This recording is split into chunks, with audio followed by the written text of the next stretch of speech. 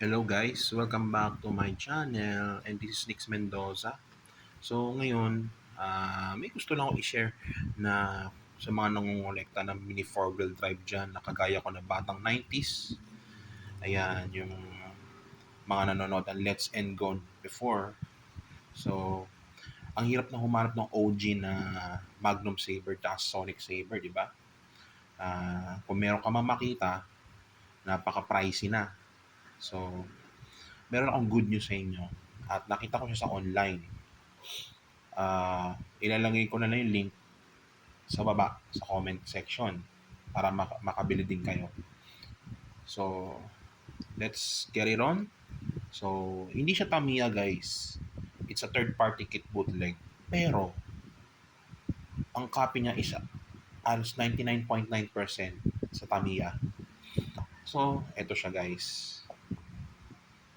Ayan, Daxing brand, Magnum Saber, and Sonic Saber Daxing. So, paano ko nasabi 99%, 99.9%? So, kopyang-kopya siya, magandang quality. May isa lang na hindi na kopya.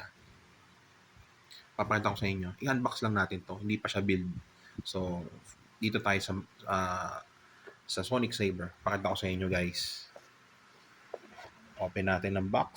Ayun ang bubungan sa inyo. Yung cowl niya na Saber. Sonic Saber. So, yung internals niya tama naman, green. So, yung quality niya is napakaganda. So, open ko tong plastic. So, ito yung internals niya. Ang ganda ng plastic quality, guys. Pulidong pulido. Pati yung kulay, kuwang-kuwa sa OG. Sa mga nangongolekta, pwede na to. Kung ayaw ng pricey, ito ang alternative. So, ito yung cowl niya. So, maganda rin yung cowl, guys. So, ganda ng plastic quality niya. Medyo mabigat. Kitang-kita yung mga details.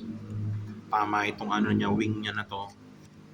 Meron kasi na nakikita ko mga bootleg, hindi tama itong wing. Sonic Saber pero wing ng Magnum Saber. So, dun pa lang goods na. So, sunod yung gulong. Slick tires na wide and narrow, I think. So, makapit siya guys. Talagang slick tire siya. Okay, makapit. Kasi may mga fake na madulas na halos wala ng kapit, ma-shiny. Ito kung makikita nyo, maganda yung rubber quality niya. Sunod, yung mugs niya, yung tama, dilaw. Sa tingin ko mukhang okay naman yung quality niya, mukhang hindi naman malambot. Ito yung mga problem dati ng mga Tamiya before. Yung sa Katagalan nabibiyak to. Tapos ito yung Super One chassis. Wala akong masabi guys, napakapulido ng gawa.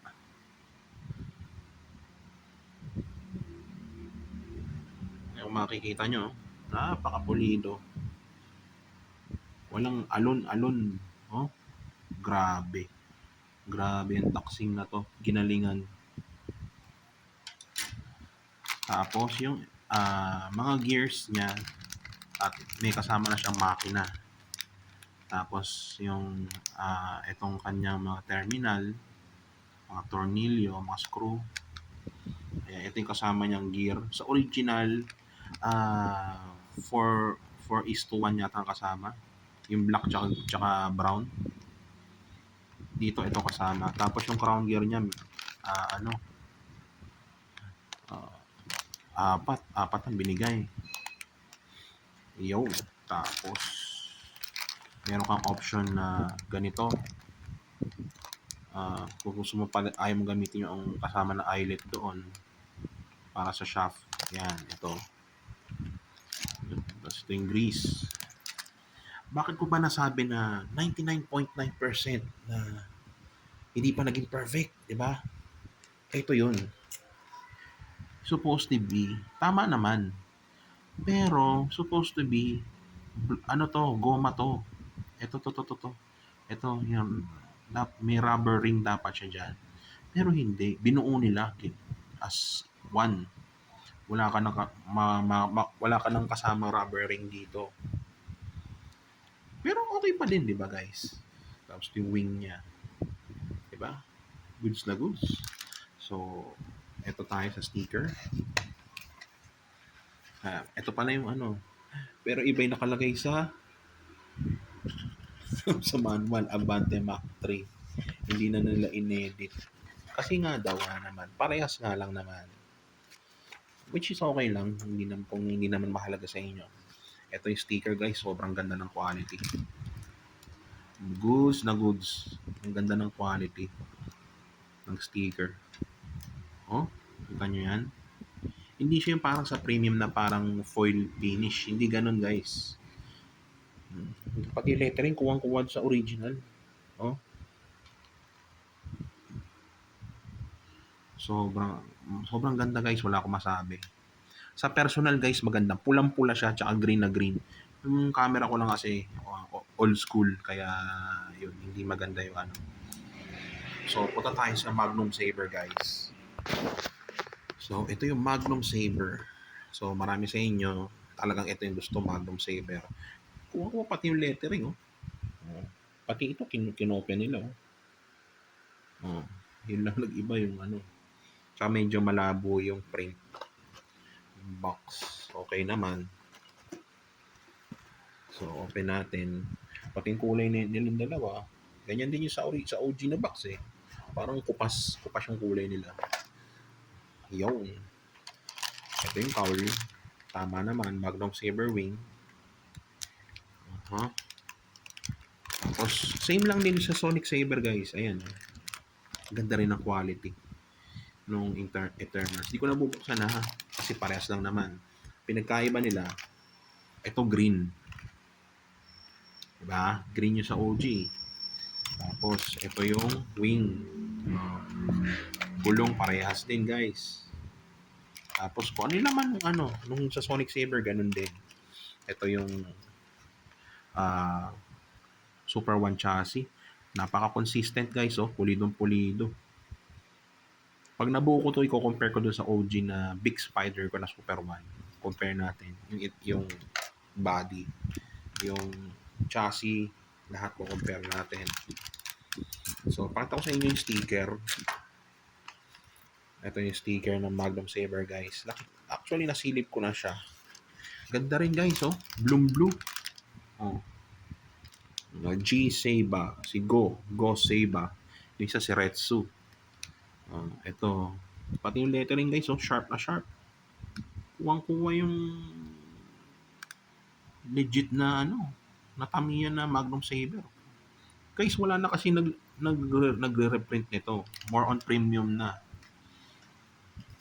Si premium na mabibili nyo. Yung mga fan dyan ng OG, syempre, tulad ko, ganun din yung niya, Avante Mac 3 din. Pero, Magnum Saber na may nakalagay. So, yun lang guys, parehas din sila ng laman. Parehas din.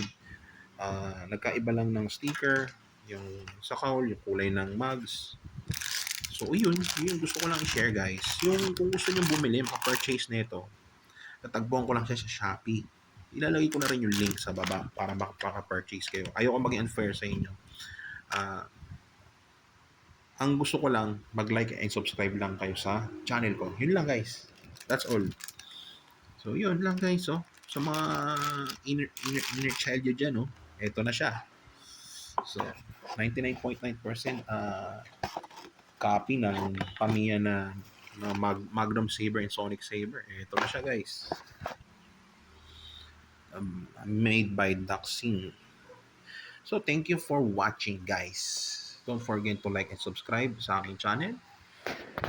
Pasensya na, medyo busy tayo kaya hindi tayo nakakapag-upload at ngayon lang. So, see you on my next content. Thank you guys for watching.